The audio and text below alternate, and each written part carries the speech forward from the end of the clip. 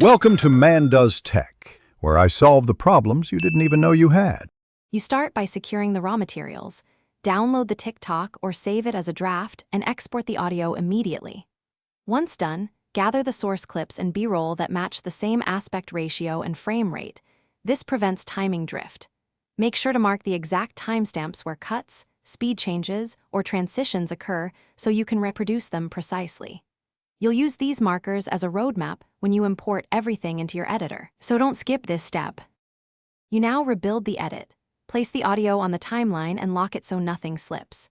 Then align your primary clip to the exact waveform hit points you marked. This creates frame-accurate cuts.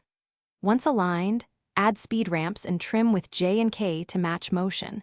Apply the same color grade and contrast levels to reproduce mood. For transitions, replicate direction and motion. Whip pans require overlapping clips and motion blur. Keep checking against the original as you go. You're finishing. Render with the same resolution and codec the original used to avoid artifacts. Once exported, compare your file side by side with the TikTok, pause, zoom, and listen for any desync or color shifts. If things don't match, first verify timing and frame rate, then check scale and position, and finally confirm export codecs and bitrate. If audio drifts, relink to the original audio file and nudge clips by frames until perfect. When matched, upload and set captions. Thanks for watching.